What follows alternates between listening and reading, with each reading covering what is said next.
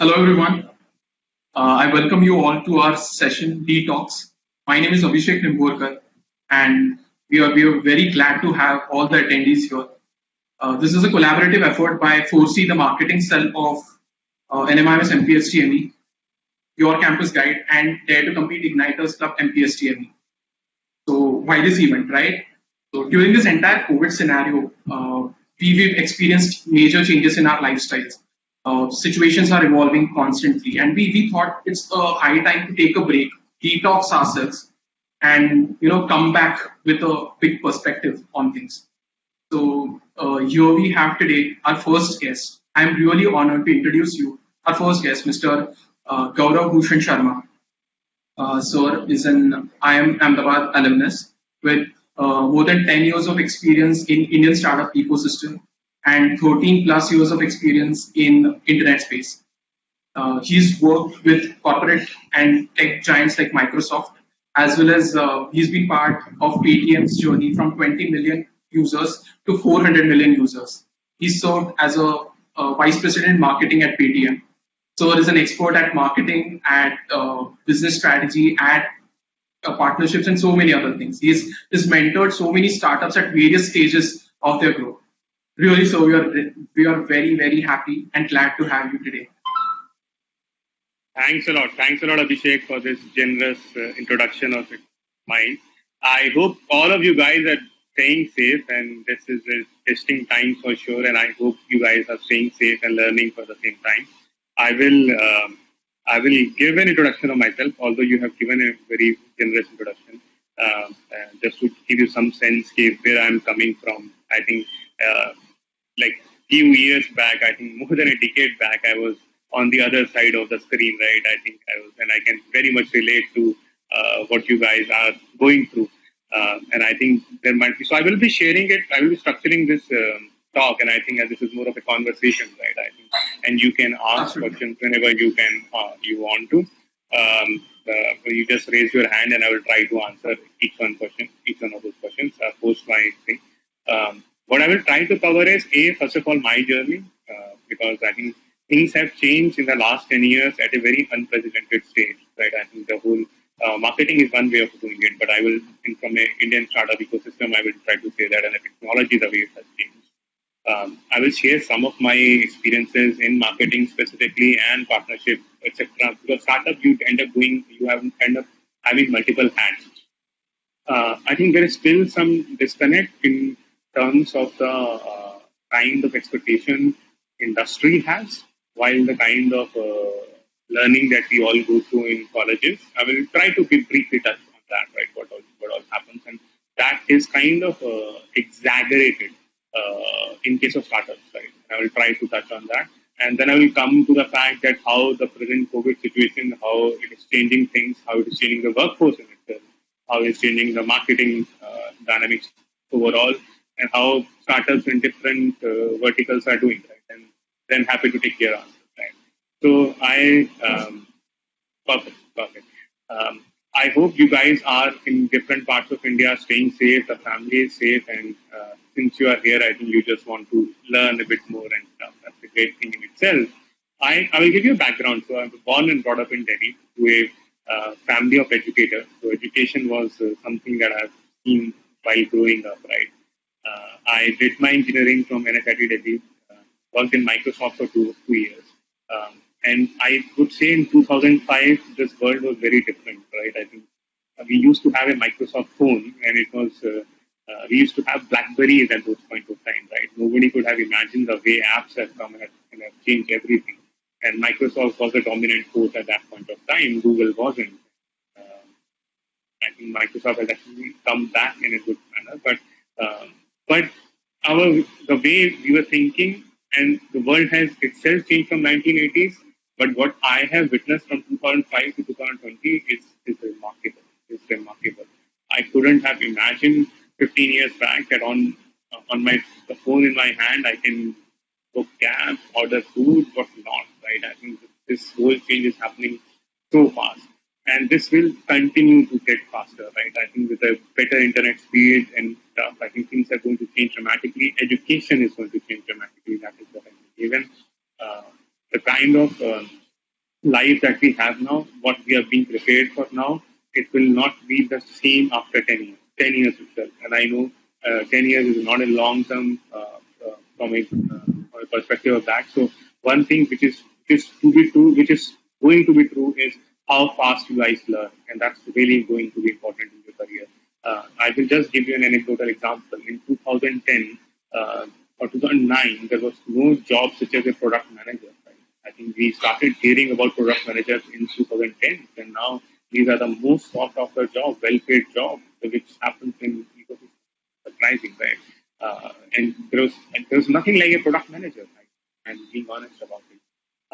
And post that, I did my MBA from IIM. Again, was in similar state as you, thinking what's going to happen next, and looking at its future, which was very different from what I imagined. But it is still, I'm glad with all the learnings I had. I jumped into startup ecosystem pretty fast. I started my career with a Singapore-based startup. Came to India and then had my own startup. Those were days when funding in Indian startups was not very well known. For Flipkart was just coming up, and people were just trying to figure out how to look at this demography, right? So I think this is a demographic dividend that we all talk about, right? But how to create something which is of value to this, right? Internet changed a lot of things. I think the smartphone changed a lot of things. There are many startups which are ahead of the time. There were many startups like Beju in 2005, 2007, and I know them. I know the founders.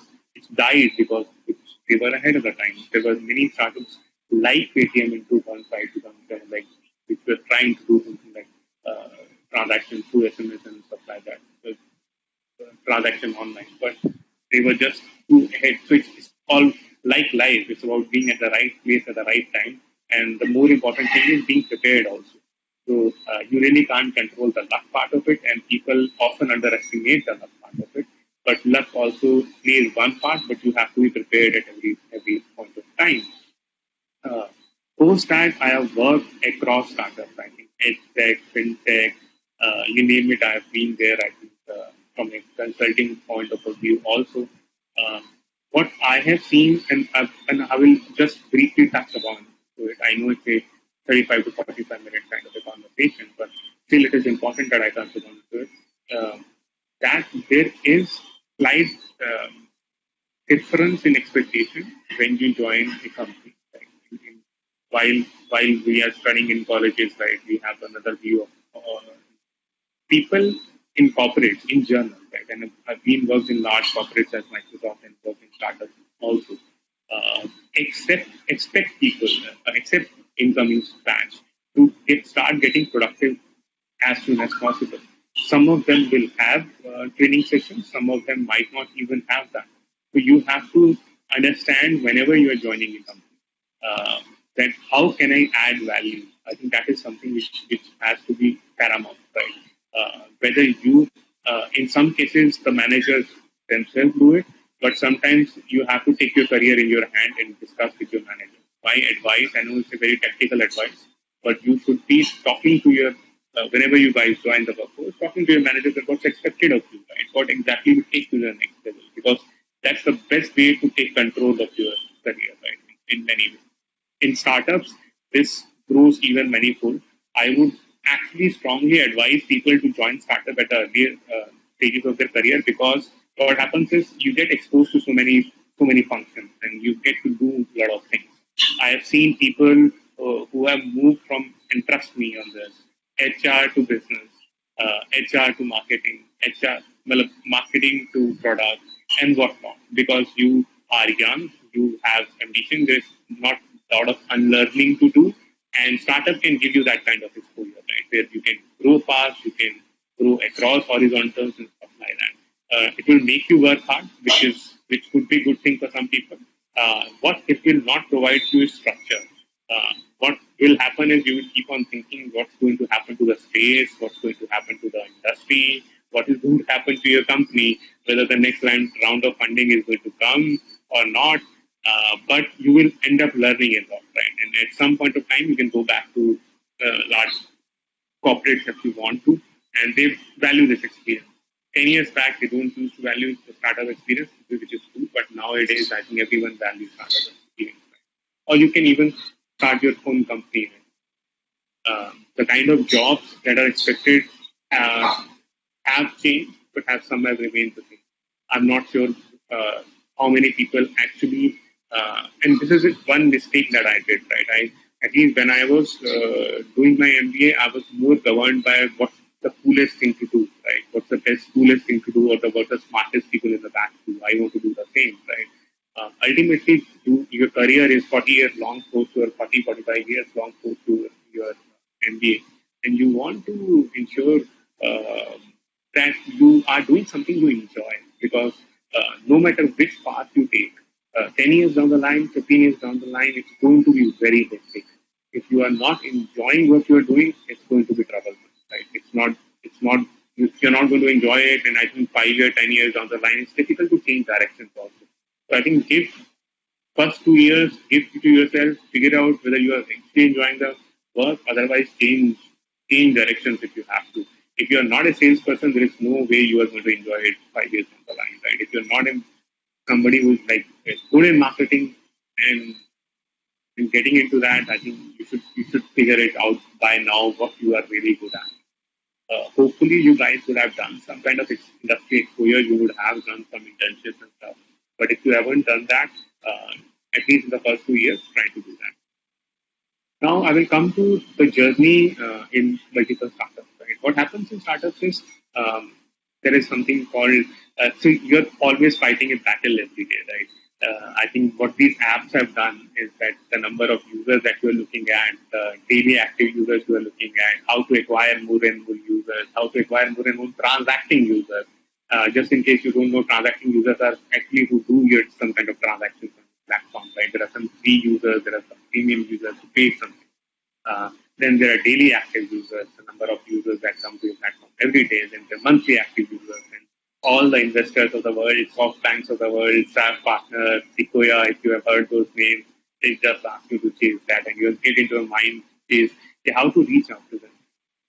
I think last 5 7 years, I've seen so much activity in terms of so much funding from investors and so much bad expectations. I have been in part of meetings when you have about 200, 300 million users and you're still chasing how to get the next 100 million users this year, right? It's not easy. And India is a vast country. India is complicated in terms of language. It is, I think, any marketing, if you're talking in terms of marketing, you have to be vernacular. People don't get it, right? I think English can only take you to X number of users, right? In India, the Twitter users, to be honest, these are people who have money. I get it, but if you want to create a B2C app, you have to go to the nook and corners of the country, not just the metros, right? And there are some companies who are focused on metros and they're doing very good there. But then that's a strategic decision you have to take, right? So let's say, for an example, there are some companies who are just focused on metros. I will give you even in FMCG companies. Right? Snickers is more something which is a metro phenomena, and they're pretty much you can, if you look at their marketing decision, the kind of places where they advertise, you'll figure it out. Right? They are focusing on metros. Cadbury, on the other hand, wants to go to every single nook and corner. The taste changes, the aspiration changes. What Geo Revolution has done is has provided this phone to everyone, right? Banking and internet access to everyone. So things have changed that way that now the rickshaw puller also have it, the phone, and he's consuming different kind of content. He's consuming very different kind of content than you guys do. But he's consuming content on internet. He is sending those good morning messages on WhatsApp groups. He is watching news on YouTube. He wants to be abreast of what's going to happen. But he is there. He is there. And this is during COVID times. This has even just gone more to strengthen this was anyways going in direction of digital, but it has gone much more strengthened during COVID time. I know people for sure, people like my driver, or in fact people who are guards and stuff. Their children are they are studying through online. They are young children who are studying through online. And these are the people who are the customers of the future. And the customer of the future has grown with YouTube, with social Facebook, with WhatsApp, with Tinder, and that is how this country is right now.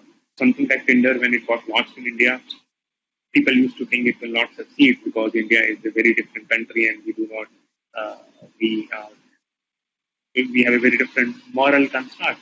Forget about it. The way the success it is unimaginable. Right? The dating world has changed completely. Right? You have different kind of startups coming into the dating world. EdTech was bound to get changed.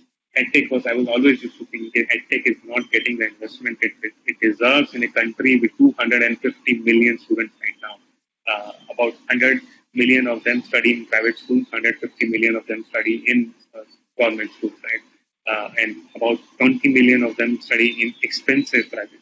And still, EdTech was not what it was, right? I think just before COVID. Post COVID, you would have seen.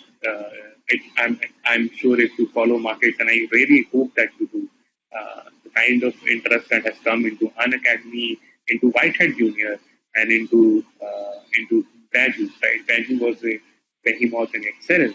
But I would say, from a marketing standpoint, do study Whitehead Junior. This is a company which got started around 2019. In 2020, it is valued at $300 million cash, all cash. The guy has created so much of value in about roughly 15, 20 months. That's unimaginable, right? And when it raised his first round from I think Nexus and Udnitya in February 2019, something of that sort. If you look at the Google trends, and I hope you guys do follow digital marketing, and I'll be touching on those parts, okay, what, how the marketing is going. But still, look at Whitehead Junior. It's marketing case study in itself. Karan Bajaj is a huge marketing genius, right? If you look at the number of people who are searching for online coding for school kids in 2019 in India, they were negligible. Look at the numbers now, astonishing. These are called market making startups who actually create a market out of nothing, right? Similar to what Paytm did, right? I think Paytm did or Demon, I think edited. I think, and when demonetization happened, there were many other companies. But the Paytm was well prepared for it, right? In payment space, how the Paytm did. In the tech space, I still believe it's a demonetization. Nobody has done it the way Paytm did it, but still, Whitehead Junior is a good marketing example. I still believe from an online grocery thing, this is again a movement which is very similar to demonetization. Everyone wants to order grocery at home, and but again, there is the way Droppers and Amazon and everyone is doing something there, but there's no dominant force. I think I was part of the journey at Paytm when demonetization happened, and I know the passion we had, the excitement we had. I think that at 8 p.m. Addressed by our Prime Minister, and I think post that months and months, I think people were not sleeping; they were working like anything, and every team was committed to the idea that this is a moment which is going to we are going to create history, and we are going to put our names in the history. Right? That's what we have seen, and that's what we are coming to. I will share something specifically around marketing because I think this discussion works. While I will discuss about strategy and partnerships, but I will discuss marketing in general. Marketing has changed a lot in the last 10, 15 years, right? Earlier, we used to have ATL and BTL activities, which I'm sure you'd be reading, you would have read in your curriculum. And that has not gone. It has not gone. It still stays. The advent has been of the performance marketing in India. Earlier used to be the marketing was support function and nobody knew if I'm spending marketing dollars, where are they going? Can I ascribe some value out of it? Now it's actually with performance marketing, and when I say performance marketing, I mean Facebook ads, I mean Twitter ads, LinkedIn ads, and Google ads. How can I not name Google ads? And you can easily ascribe cost per click, cost per sale, cost per lead, so you know how much money you are spending. Uh, you know how to target a very specific set of audience doing a very specific behavior. If I want to target mothers in the age bracket of 30 to 35 who have early school going children, I can target that. Earlier, it was not possible. I was using TV, I was using radio, I was using print. It was not possible to target it that well. And that's why it has been a revolution in itself. Right? There are many early stage startups that focuses on for brand building, etc., you still come to ATL at some point of time. You will see a lot of people still TV ads haven't gone anywhere. But performance marketing is an important part of the future. Uh, Social media, again, the advent of social media has made a brand human. And it's a very important fact. I'm not just saying marketing right now, I'm saying branding, and there is a very thin line between these two, but they are an important, there is a distinction. Uh, Brands were getting more and more inhuman with it was more of a one-sided communication. What social media has done is that has made it human. What used to happen 100 years back, right? So if you had a store and you are selling groceries, you are, let's say, selling आप अचार बेच रहे थे, let's say this, you are selling pickles, right? Then the customer can come to you and say, it wasn't right the last time around, and you will hear it. I think what has happened is again, if your service, if the Airtel is not providing you good service, you can go to social media and tell them, let them know, man, it's not working for you, right? Stuff like that. A two-way communication has been established for good or bad. That's how it is. And I think brands initially were taken aback by it, what to do, right? I don't know. Any false step and they are trolled on social media. Right? I think Twitter the trolling is as common as it gets, right? But it's again, and there are good and bad sides for it, but it gives power back to consumers, and that is what it is, right? I think of getting given power back to consumers. Forget about social media marketing. Right? I think even social media, when I say social media marketing, I'm talking about the paid channels. But having social media, a strong social media, is again establishing trust. I think you would see any good brands having success stories, brand stories, customer stories around it. Right? There is a lot of value in having a very strong digital presence. Uh, you can take any business and you will find them. You do search on Google for them. Whether even if these are places where you want to reach, if you're locally you want to reach somewhere, you will still do a Google search and would want to find them on map. You will read the Google. You will search on YouTube where there are customer reviews around. Right? So the buying behavior has changed in fact, right, at multiple times. One thing that in marketing parlance we always say that you have to touch base with the customer about 5-6 times before uh, customer actually tries your product or purchases it, right? And the 5-6 times could be multiple things, right? It could be a voting, it could be TV ad, but more often than not, especially in B2C company, the guy will also search you online. This focus towards online was going on for a lot of time now, and this has just during the COVID times it has just taken off. Right? I think with people who were slightly reluctant in trying online. I know some of my relatives, I think people of the earlier generation who were very concerned about ordering groceries online, they do it now. They do it now. They have no other options, right? I have seen more and more people doing video calls, I think with Zoom or the Google Meet or whatever we are doing right now, the Blue Jeans, right? This equivalents, I think I give webinars now so often and it's a great tool to communicate and to with a large number of audience. I think I'm giving webinars, taking part in webinars, and I'm, as an audience also. Some of them are actually, and it's so easy, right? So if I'm going to be a meeting in New York and they all are having a webinar, much more easier, right? You don't need to travel that much. It's much more convenient, right? The world is getting changed for the better. That's what I say. And whether you might like it or not like it, whether you can say it's better or worse, it is getting changed. So that's the reality. The important thing is that you will have to adapt to it. And as a batch, and I understand it because I am a 2009 MBA pass out, right? And I know 2009 was again a recession hit batch, right?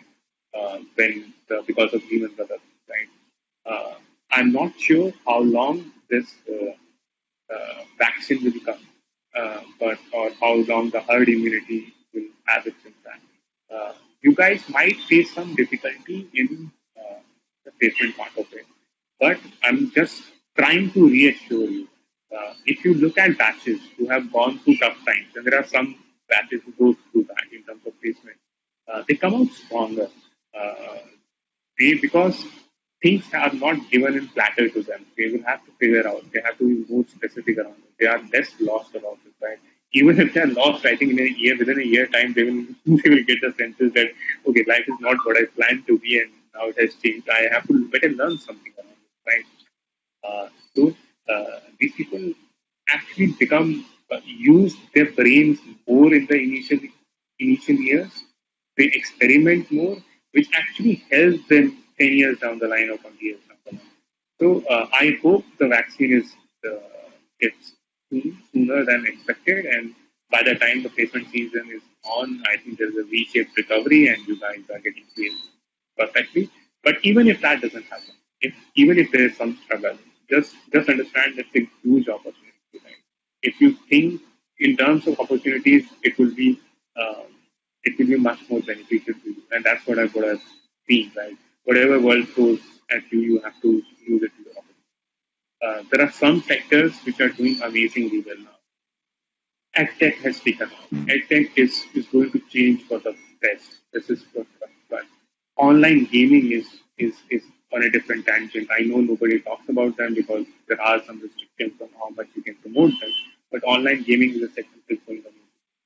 Online grocery delivery is doing well. Online payments are doing well. Not in terms of overall, because of course people are not going out, so they're not paying. But if you realize even the behavior around them, you try to pay through Paytm, Google Pay, whatever you want to do that because you don't want to touch cash, right? I think entertainment, right? I think Hotstar of the world and Netflix of the world, they are doing pretty fine. Anything which has to do with internet is doing amazingly well. There will be more job opportunities there. FMCG is evergreen, right? You need the groceries, you need it as much as you want it, and they are doing amazing with it. There are some sectors which are strong. There are some sectors which have seen it. Travel is one of them. Hospitality is one of them. And there will be less jobs there. Overall, the economy is under a bit of stress because obviously the demand is not there.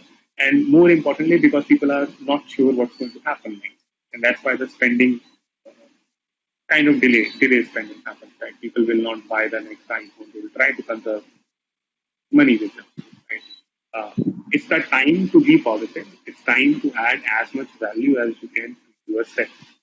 Because the only investment that you have, I think 10 years down the line, 20 years, is yourself. That's what you can do. This will be what the trends that I see in terms of industry. In terms of marketing specifically, I see performance marketing getting even more stronger because you can put assign where your costs are going. You would have seen people are spending more time at home, at least in lockdown they were, and they should be spending more time at home. So if they are not, they should be. There, I think TV ads have grown, especially news ads, because people are people have to spend time, right? People are spending more time on all those online entertainment channels available to them, whether that's the Hotstar. Uh, so those kind of marketing activities stays. What thing is kind of slowing down, which I believe is outdoor ads, because if people are not moving to outdoor as a medium reduces. Retail activities, if not a lot of people are visiting shops, and retail activities goes down, so that's how the world operates. But the rest of the marketing is going pretty well. People will also understand the importance of building brands, and there's again a thin line between brand building, because I think what happens is with performance marketing and stuff, and with a bad chase for user, transacting user, monthly active user, sometimes what exactly a brand stands for and stuff, people forget about it. I think people are trying to again coming back to knowing what their brand is, how to communicate, and overall, uh, things are changing. I will be honest about it. For good, bad, ugly, it doesn't matter. things are changing. And the human species have survived because they are the most adaptable to things. That is what I will say to you. You have to be the most adaptable. You are ambitious, and that's why you are attending this degree. It might be possible that you would be fighting a little harder than other batches, the batches before you, but that is only going to serve you. Open to questions if any. I think otherwise also you can always reach out to me on Twitter. I think I'm Gaurav Sharma is my Twitter ID, and I also can reach out to me on LinkedIn. I do respond to queries and I do respond to messages as much as I can. But open to queries here. If any questions and answers, then I So will here, end up. this one. Yeah. So thank you so much, sir. That was really insightful talk, and we have some good queries coming up. The first is, as you were talking, the first relevant thing that we're talking about is how marketing is going to change now. So, do you expect marketing budgets being cut by companies? Because if you're not getting things sold, so how do you see marketing as a business vertical change now? Is it going to go more performance marketing driven? The brand building kind of is going to fade away, or how is it going to happen? Okay, that again answer depends from industry to industry. So again, I will put them in two different buckets. One bucket for whom this is a dream come true, like the edtech and stuff like that. Their marketing budgets are only going to increase, and the brand building is only going to increase, and that's why if you visit the White Hat Junior one, you will keep on seeing their ads, right? Then the other part of the equation would be people who are affected the most by this, right? I think uh, somebody like a Lake Myself, just just to give an example. Obviously, when the expectation of sales are low, and marketing is a support function, but it helps you not just a support function. I believe it can also, when done right, can really augment sales and reduce the sales. But to be honest, I see budgets decreasing in some of the industries. That is for sure. People are really going to be concerned about bang for their bucks. I think digital marketing. So what I will tell you a story, a journey. Digital marketing is a journey, right? So when you start digital marketing early, right, you see, and there was I think a question here also, which I think just again, right, what with the advent of digital marketing, what will the future of offline marketing? I think Chirag Singh asked it, right? Chirag, the truth is, digital marketing can help you ascertain if this is the amount you spend and this is the kind of cost per acquisition and what you like. But as you start going to scale, right, what you realize is at scale, the initial 1,000 customer, initial 1 lakh customer are pretty easy to get. To scale, it starts getting more and more expensive, right? And at that point of time, you have to build brand. And offline marketing is not going anywhere. If you're thinking okay, whether offline marketing will go, it will not go, and it has not gone because traditional marketing is there for many years now. Because people still watch TV and people post COVID will still travel and they will see outdoor voting, and there is value to it because a lot of marketing is done subconsciously, right? And print ads also have a value, right? I guess, and you have to think in terms of India and Bharat, right? And there are a very big distinction between that, right? For again a metro specific young audience, digital marketing is the right way to reach out to them. But even then, there is value in offline marketing. But for the Bharat one, I think for sure offline marketing comes out to be much cheaper if you are trying to address the whole India at one time. Right? I will try to say this. I think Harsh Pandit, sir, between. Okay, yeah. Go ahead, Abhishek. Go ahead, Abhishek. I think I paused you. No, no, sir. Right. Which I was vertical will just be more? extending the same thing. That, Go ahead, go ahead.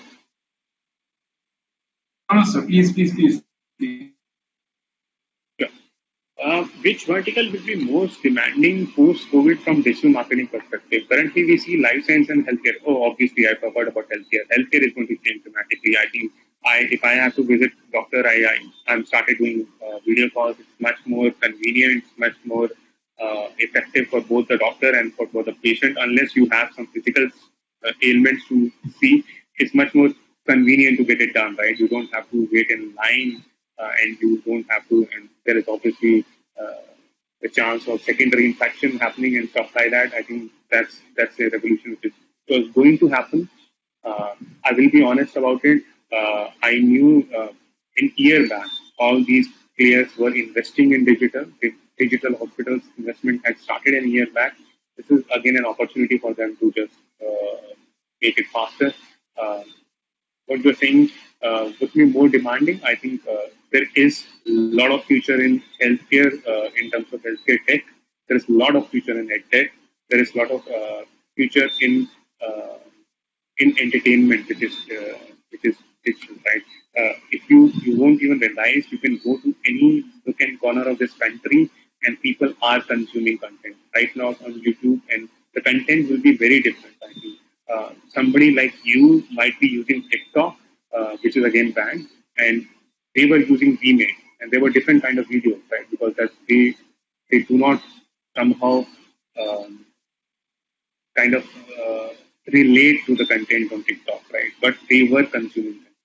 And this content, online content, is going to be big. I do definitely see that post COVID, right? Which is like once you have the vaccine or the herd immunity, I know there is a lot of pent up emotions inside people. I think they are going to travel a lot. This hospitality is not going anywhere. It will be back. It will be back with a bang. At least there will be a peak which will come post it. But some industry which has been changed for sure are these. Anonymous is, will you have a proper Q&A round or we are supposed to ask randomly? I think this Abhishek, I can ask. No, no, I you can think that was an put old your one. questions here in the chat box. Okay? We're reading it. Also, my team is sending some questions on WhatsApp, so I'm taking multiple questions from different streams. And there's this Yeah. one very interesting question which is coming. Is he said that data analysis as a role, like Hmm. we talk constantly talking about AI, ML, and all of these technologies now getting into marketing stuff also. Like you Right. have different kind of ads which are run automatically. RPA is happening, cognitive automation. All of that is coming in. So how do you guide students on upskilling themselves in this time so that they could probably be better marketers? Like, is data analysis and all that a standalone field, or do you see it as catering to marketing plus data science and finance plus data as well? Okay. So I have a view on it, and just a personal view on it. Okay. AI and ML will impact all the industry and all the companies, right? And what will be valuable 10 years down the line or 15 years down the line, 20 years down the line, will be your judgment and your experience, right? On how you use these tools, right? And these tools will evolve. Let me say this, right? These tools will evolve to a point where everything will be automated and whatever analysis you want, that will be done, right? So it's the number crunching thing, I think those kind of things will get automated. The value will, so I have some people like that in my team, right? Even now, had for some time because you really can't be running anything, any vertical without data, right? Even as a marketer, you days are gone when you can just say, "Hey, we did this ad. This is the GRPs, and this is it." Right? There has to have a material impact on some metrics that you're chasing. What's going to happen more is you will be more valuable. And the question is about the value, right? Because uh, at whatever level, you'll be more valuable with your insights. How can you use AI and ML to get better insights? Uh, I think the more you understand customers, the more you understand trends, right? Trends. And the way you use data is going to be very important. Just a random dump of data and graphs, the days are gone. Those days are gone. Nobody values it, right? I think when my team member sends me that, I said, "What's the insight? Like, what's the insights you can get out of it?" And then there's a very famous saying, right? If you torture data enough, it will say what you want to speak, right? And that is more in the venture capital world, right? So you can do that. But the important thing is to learn all those tools. If I have to give you an advice, uh, do read, do take courses. If you haven't done it, try your hand with digital marketing for sure. I would say that because for offline marketing, you need budgets, right? You really can't do it. I can't just say you to try offline marketing. You can't do that, right? You will be able to do it once you are working in an organization. That's the learning that will happen. But you can yourself do a 1,000 rupees of Facebook ad or 1,000 rupees of Google ad, right? You can run some accounts and do some stuff. Right? That's an important part of it. AI and ML will change everything, but the insights that you capture from that, the only thing that will matter 10 years down the line, 20 years down the line is your judgment, your insights, and your experiences at how to make sense of it, right? Because not, and let me say this, and this might sound counterintuitive, uh, data driven and data informed are two different things. Uh, Sometimes being data driven can be counterproductive because sometimes data you miss the obvious things, right? In many ways, you have to be data informed, but you must know the pulse of, because at the end of the day, your customers are humans; they are not bots. They have emotions. If you really look at it, and the greatest example is between Coke and Pepsi. I think I'm sure all of you must have heard of it, right? If I close your eyes, all of you will prefer Pepsi, and if I open them and let them know this is Pepsi and Coke, all of you will prefer Coke because Coke has mentally associated in your subconscious mind that it is associated with happiness, right? So your customers are still irrational beings, right? So I think they are not rational. So you also have to be data informed, but not necessarily data driven. But data is here for sure. Oh, we'll take this question by Sangeeta Biswas. He says, that was quite an insightful session, sir. As you've already been through an entrepreneurial journey in the edtech industry, what are your thoughts about the unique strategies that an edtech company can take up to stand out from the rest in the fierce competitive? That depends, right? I think edtech by definition. So, okay, first of all, and since I've been in startups for a long time, just my humble submission here. Um, when we say sectors, right?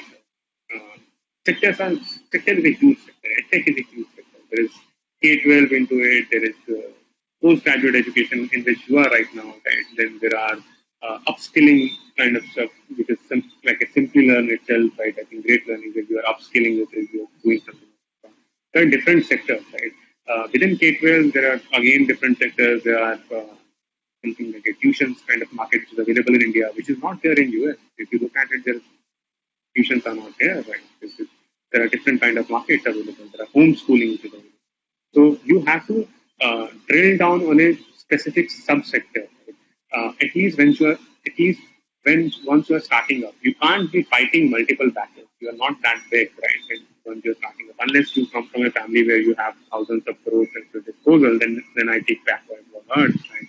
So you have to pick a niche and then choose your strategy according to that. Hopefully, you pick a niche which is big enough, where the playing propensity is high, and which does not already have a big dominant player.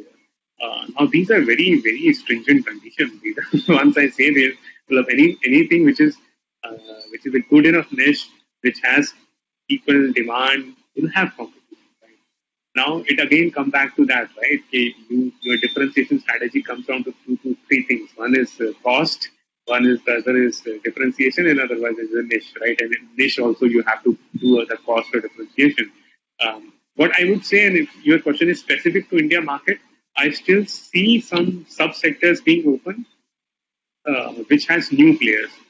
What has happened during COVID times, I think since March 2020, that every single subsector of India of edtech has few players which have come in, and you can do a Google on that, and you figure out that everything that you can imagine, people are getting into it.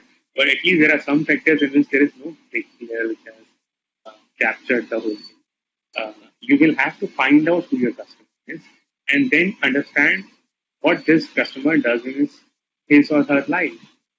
And then what are the most cost effective? Cost effective is the word which you will have to remember in terms of marketing. If I give you $1 billion budget, I know all of you can do an amazing marketing job. The truth is, who can do it most cost effectively, right? It doesn't take a lot of brains to call the agencies of the world and book the TV slot to the world. It doesn't take much of brains. The intent is to make a brand, and I'm saying brand, right? But I'm not saying customers. Okay. Initially, when you're starting up, you're looking at customers and you think, okay, we'll make the brand later.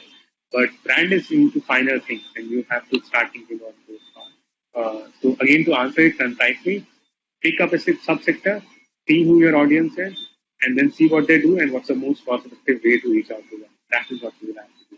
Just can't create a company for the entire estate. Even Beju's is not, with all the valuation, I think it's across 10 billion, I guess.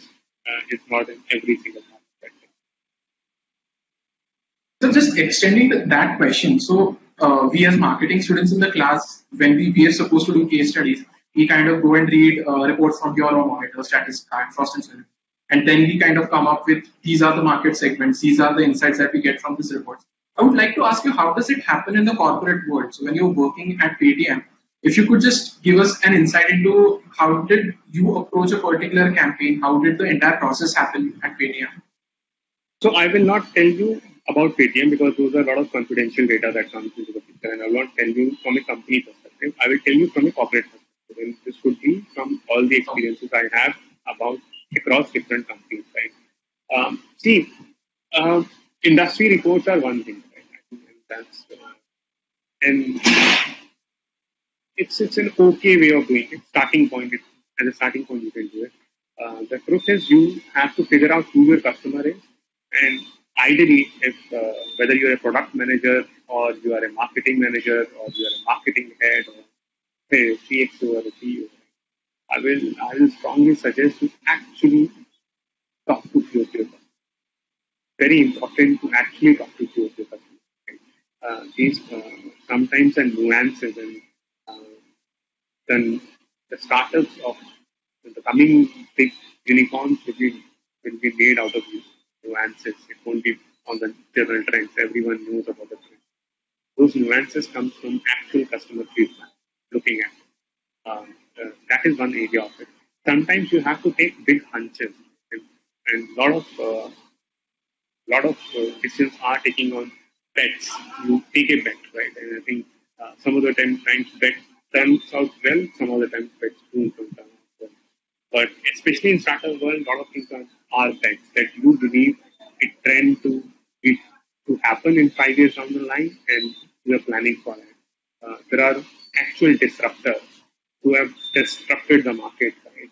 Apple was one of them. Apple phone just arrived, and smartphone just came out of nowhere, right? BlackBerry was a dominant leader. If you remember that those days, I'm not sure you guys must be very young, but Nokia used to be the phone. It was the most dominant phone in this country. Everyone used to have a Nokia phone, right? A Nokia 1100, if to be specific, right? So find Nokia phones. They are just gone like this, right? Because what they were doing was market research insights, right? There was someone else who was placing a bet. Right. Now, while because if you keep on, truth is, if you would have kept on asking customers, they also wouldn't have said, "Okay, we want a smartphone like this." It's the same. I think Henry Ford statement, right? He would have asked people, they would have said they need a faster horse. They would have never said they need a car, right? But he actually took a bet. So I think the industry when they are like shaken, they're shaken by the facts, right? Somebody, a visionary, and that's why visionary, I'm saying, a visionary takes a bet and changes everything. But on the flip side, many bets do not work, right? And then that basically means doom for the company. Uh, Market research, insights, market reports are good for the starting phase of it. There is nothing that beats the customer research, talking to real customers. At the end, the person who will be making a decision, and I would say at a CXO level, there would be a good amount of a bet that you will be taking on the kind of future that people in that small room imagine. Right? Right. Right. So a lot of students are asking that how should they prepare themselves to be more employable? And here we have three things. We have certification courses, we have case study competitions which are happening by different corporates, and then there are internships or life projects. So as an employer, what insights can you share? What should we focus on and how should we balance the three? So I will be honest, and I will be brutally honest about it. Right? So these are resume padding kind of stuff, right? At the end of the day, right? Because you want to, and that's how. People do see it. They see that, see it through. Unfortunately, when if you are hiring from campuses, you focus on some other skills, right? And if there is an internship in which you actually did good job, and I know the challenge itself is that at an internal level, people do not give you the kind of projects in which the value add is significant, and I get that. But those are the most valuable. Uh, Anything is better than nothing, right? So having a saying that you are interested in strategy, but you have never done it, any certification in it, any internship in it, any life project in it, is a bad thing. Right? So anything is better than nothing. Uh, if in the pecking order, I would place internship way higher than anybody else because we actually, hopefully, you would have learned something, at least something, right? Most of the learning would still happen on the job. That is, I think this is the harsh truth that I would still speak it up because I think because you anyways would be uh, witnessing it few months from now because most of the learning will happen that and the kind of work that we as a corporate and I've been part of a lot of corporates and I had interns under me and I know more strategic project or the more uh, important project do not go to the interns. That's how it is. But if you have to do something, try internship, but otherwise do something. Uh, uh, just be curious and try to learn something more about it. And don't try to be cool. Okay, the topper or top 10 of your batch wants to do this, and that's why I want to do this. No, that's not how life works. Right? Yeah, nobody knows, right? And I'm being honest, and nobody knows. Where you will end up and where they will end up, right? It is very much possible the topper of the batch might not be doing well 20 years down the line. Right? And you might have taken a very different approach. And I'll give you an example, like a real life example. In 2005, 2006, few of my friends used to go to NID, right? National Institute of Design. What will happen in design career? Design career was not you could do fashion designing and stuff like that. But not as high paying during those days. Uh, and those people are the most today. Right? Most of them are product designers sitting out of the Bay Areas, and now his head of design job is an amazing job. Like can you imagine, there was no one who was doing that kind of skill, head of design at Microsoft or Google. And I have friends who are doing it and nobody could have imagined it. As I mentioned, nobody imagined product manager job. I still have a friend who was very sad that he was made to work as a product manager in 2008, and he didn't want to do that. And he is now the most celebrated product manager, product head in this country. He earns more than any other CXO. You could have 40 years of experience as, as a CEO and would might be earning less than him. If you, and I'm not saying wealth is the only thing, but he's enjoying it not the most celebrated person, right? So don't try to be cool, right? I think uh, do it only if you like doing it. If you have the innate ability also. So I think the amazing thing happens when you want to do something and you have some innate abilities. And so that overlap is in that Venn diagram is the most important to do. Stop chasing what the foolish guy or girl is doing in this example. It won't make any difference at all. So, as a marketing professional, do you suggest doing a sales stint before getting into core brand management kind of roles?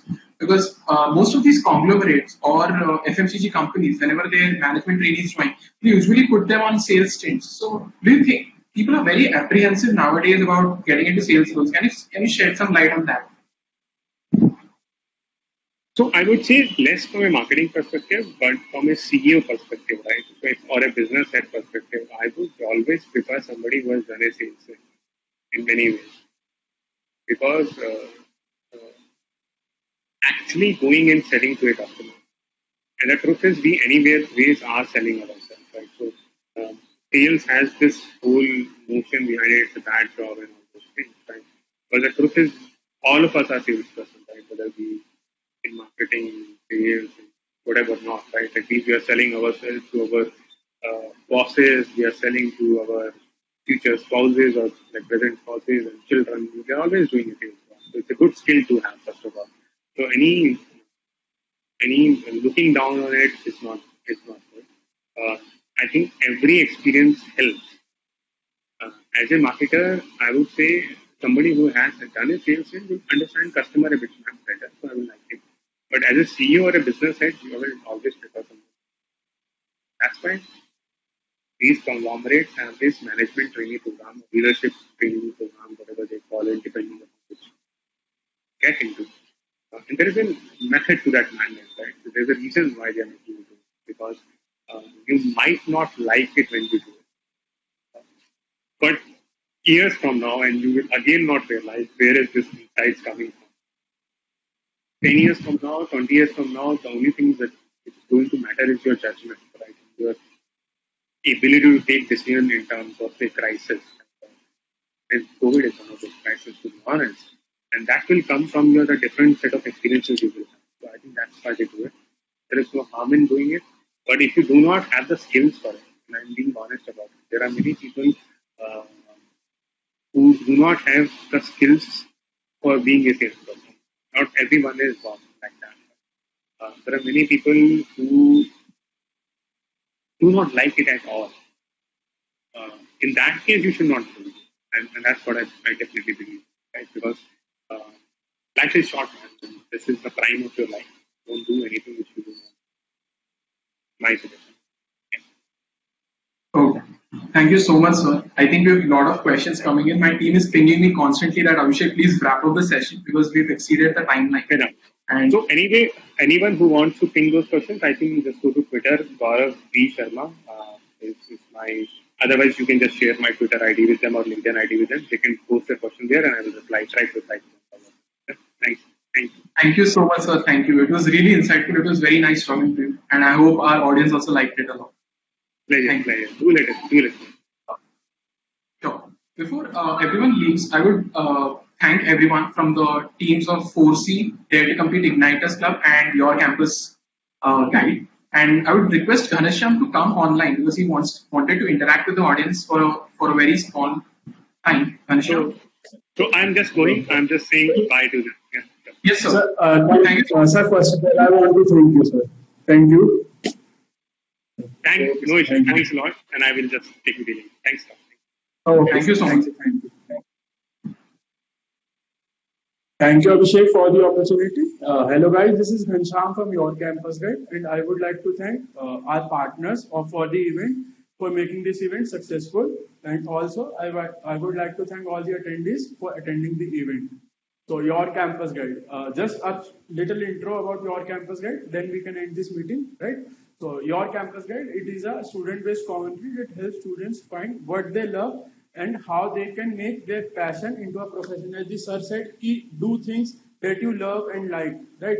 So we help students find what they love and how they can earn from it. And one famous quote from Gary Vee, one should do things that they love and one should earn from it, right?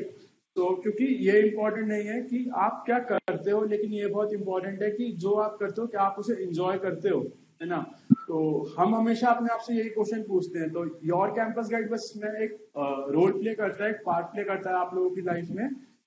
अभी हम Delhi based हैं, लेकिन हम अलग अलग India के parts में अलग अलग अभी हम एक्सपैंड कर रहे हैं अपने आप को.